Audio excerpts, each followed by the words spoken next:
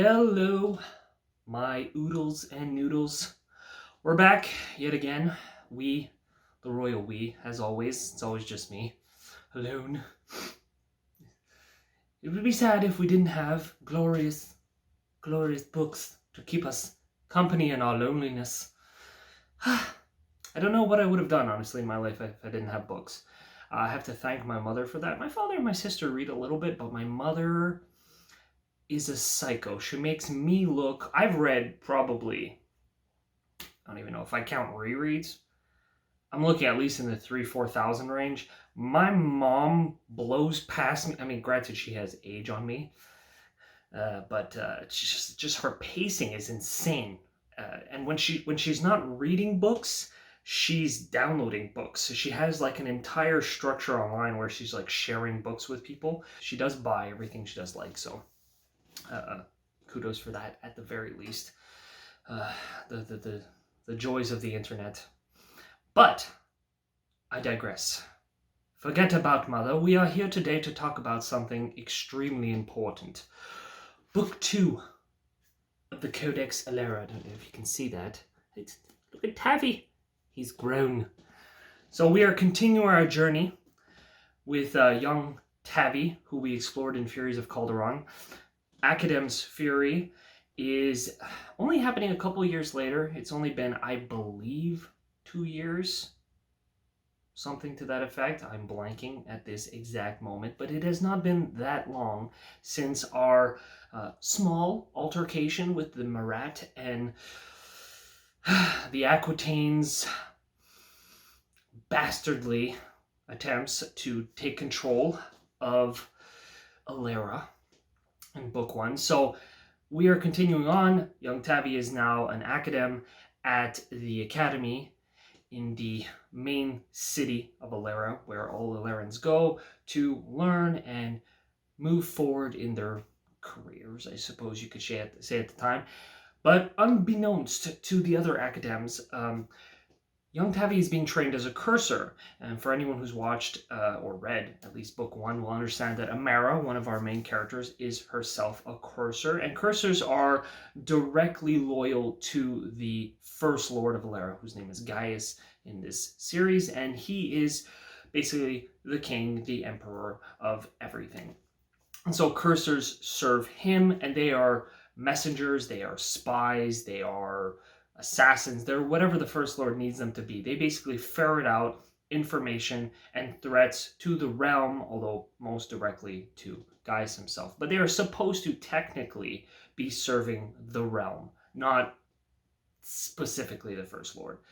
So Tavi is being trained as one, and of course, as we must assume, some shit's gonna go down. Now, in Book 1, we had Tavi, through accidents, coincidences, helping to negate the Aquitaines, who are High Lords and High Lady of the realm. They are basically, you would consider, the nobility of Alera. And what comes along with the nobility being a High Lord or High Lady is that they basically have access to Furies of incredible strength. So throughout this world, as we see, there are many, many people who can tap into, I guess you could call them the elementals of the world. So there are elementals of earth and fire and wind and water, and certain people have more of an affinity with one or the other. So one of our main characters in Book 1, who continues in Book 2 of a much larger purpose, is Isana, who is Tavi's aunt, and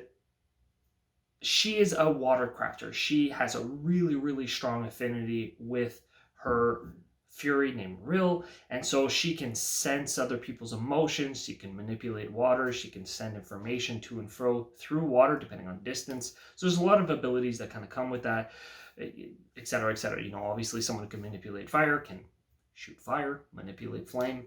So there's all these different things, and there's different levels of strength. And a High Lord or High Lady basically has people who generally have access to extremely strong Furies that have been usually passed down from family, father to son, mother to daughter, etc., vice versa.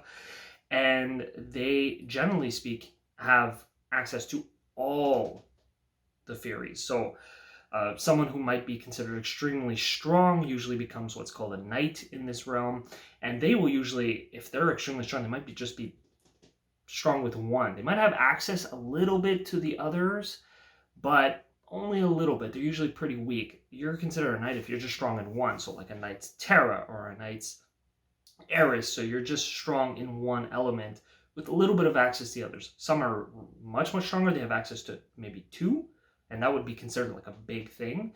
Most High Lords and Ladies have access to all: fire, earth, water, metal. Metal is extremely interesting because if you are a metal crafter, you not only obviously have a great affinity with metal objects, so usually you're a much better swordsman or just warrior in general, but it also kind of entails a certain level of ability to manipulate your emotional state, so you can basically ignore pain to a large degree, and at high levels you can actually do some crazy shit, which I won't get into now because it could be kind of exciting to talk about later in another video. But there's some crazy ass abilities that can come along with every single one of these things, and High Lords and Ladies can kind of pretty much go full pin into all of them, which makes them really dangerous, really crazy strong, and really bad to get on their bad side.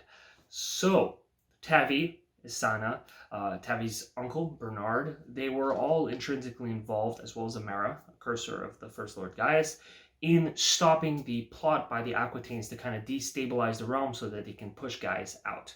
And the big issue with Gaius is that he's old. He's old and he has no heir.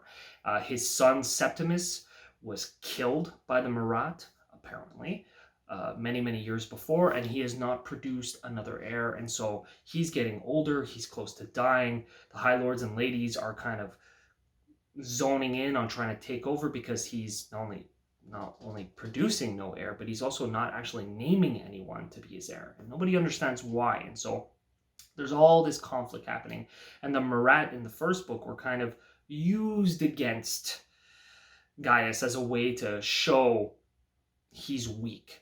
On top of that, they are responsible for the death, supposedly, of his son many years before, so it's like a secondary blow. The same thing has happened again, he still can't control things.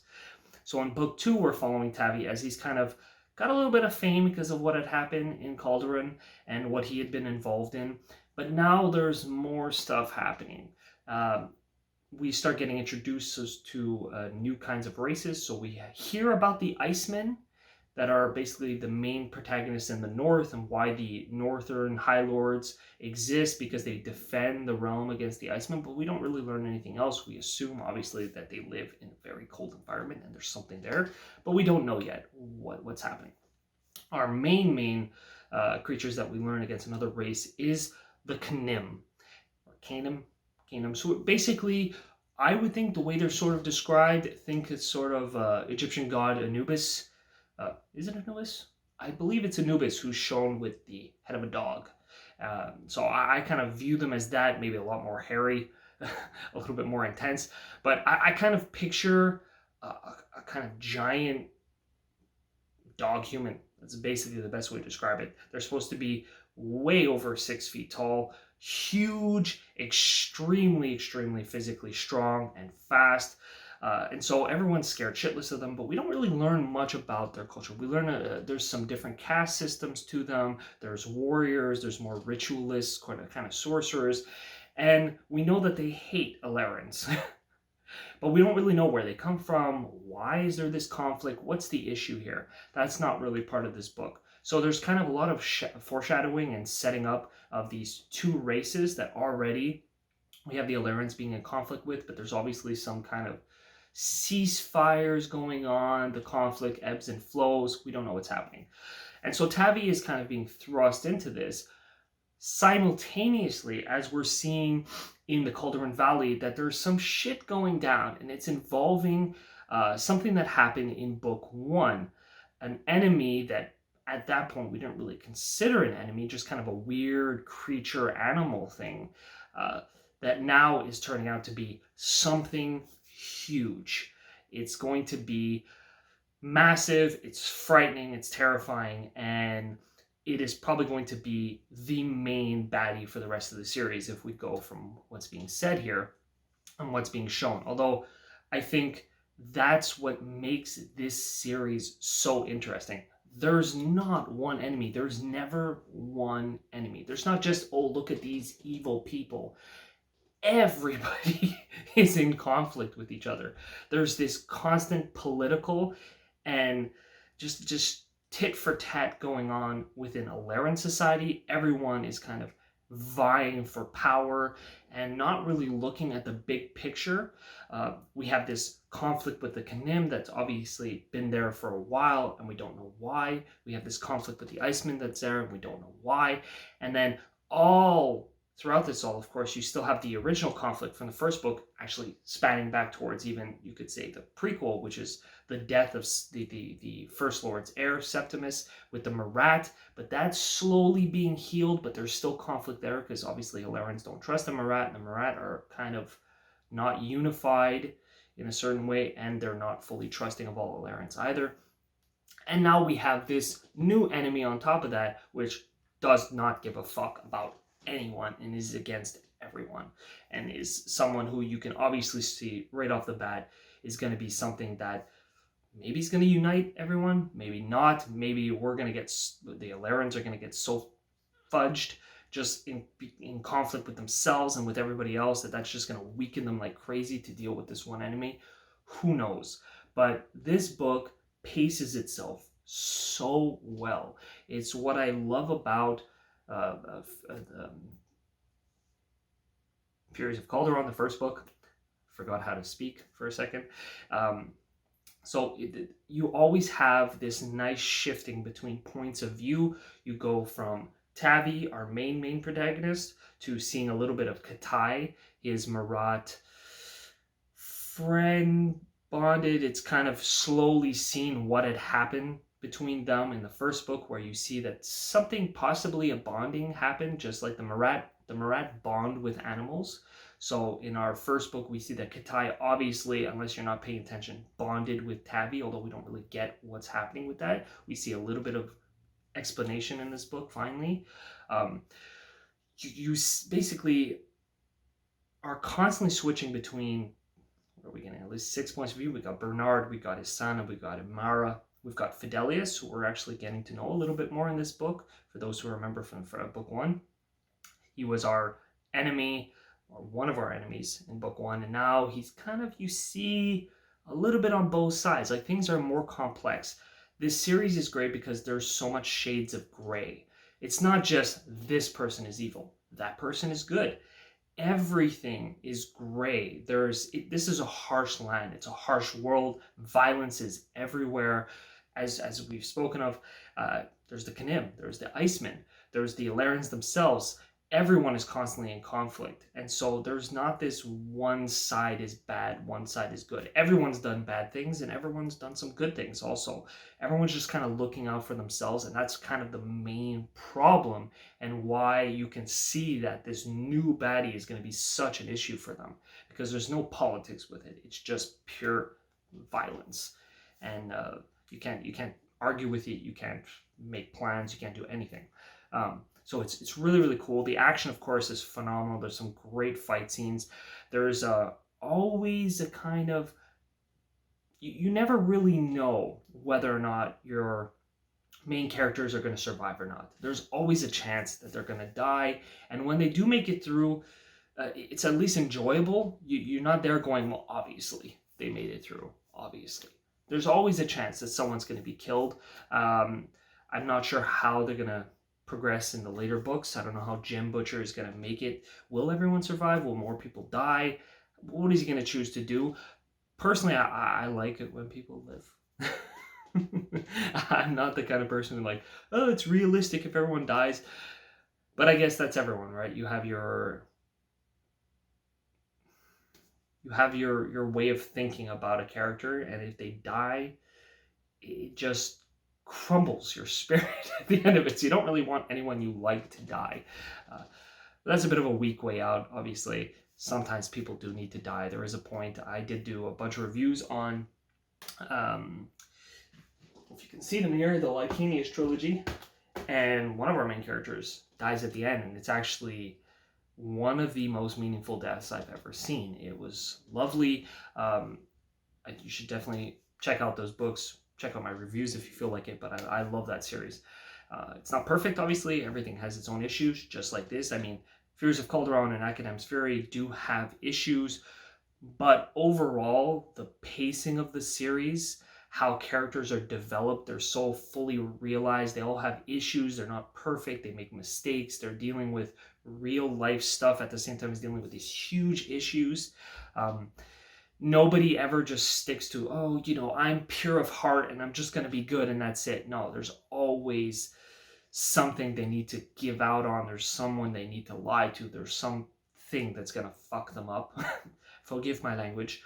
But that's what's really great. The combat is fluid. It keeps a really, really realistic portrayal of things, even when there's no OP character, right? Even when someone is extremely strong, they almost get hurt, or they do get hurt many times. And so there's not this kind of like OP feeling of our character. A lot of times, even when they're using their wits to get through things, it makes it impressive, but a lot of times things go wrong. So that just really, really works out well. Pacing, action, character development. The world is extremely well realized. Like I said, there's a lot of good foreshadowing, but you do see an interesting kind of, you can tell in this book that there's going to be an expansion, that we're going to start seeing other places, other ways of doing things, other cultures a lot more. We do see a little bit more and learn a little bit more about the Marat, but this is a 6-book series. 1, 2, 3, 4, 5, 6. Yeah, 6 books in this series. So there's a lot of room to grow and expand and see other places. The focus does stay on our main characters and really developing them and seeing the issues they're dealing with. So we don't get a huge amount of seeing the world, but it is slowly being built up. So you never get overwhelmed. A lot of books have that issue where they throw in too many characters. It's too overwhelming. You're learning way too many things.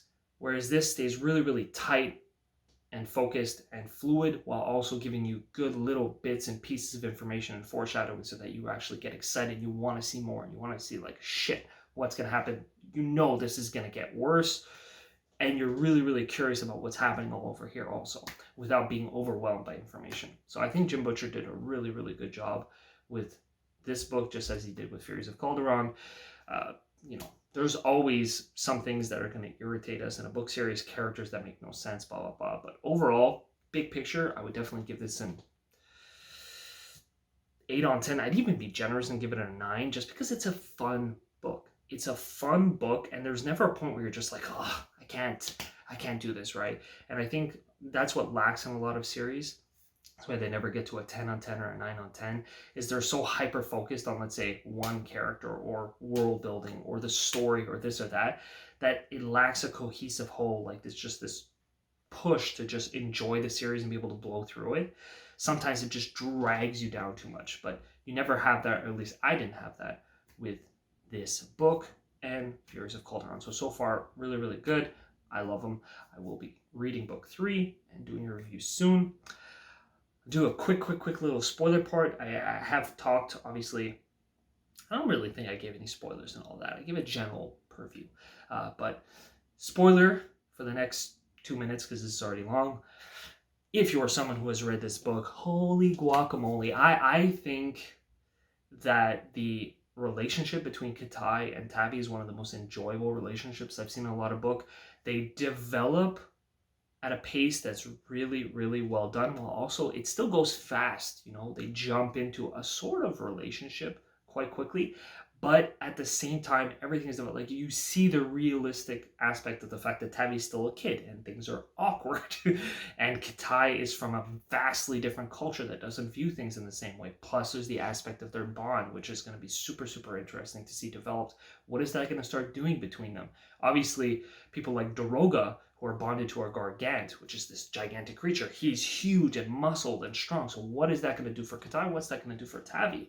How is that going to change the reality? Will there be more Marat-like bonding with Alerans? Et cetera, et cetera. The Vord, which I didn't mention practically at all in the series. I really didn't want to spoil that because I think it's such a cool concept. These chitinous alien ant-like creatures, but that can also take over people and turn them into basically zombies. And all that craziness that goes along and how they learn to use fairy crafting once they see it. So there's all these different aspects, little technical aspects to the system that make the Vord even more complex. And you can see the queens. You see multiple queens, and they interact in a different way, and how they're viewing things and trying to understand it. That was super, super well done. Of course, all the High Lords and Ladies, the Aquitaines, Gaius, they are complex. They are great. They're also pains in the asses. I can't stand people like the Aquitaines who just view power for power's sake. They are obviously much better than Calere and Brensis. Those people are garbage to me. These are the kind of people who use power just for power's sake and don't understand the complexity of the world.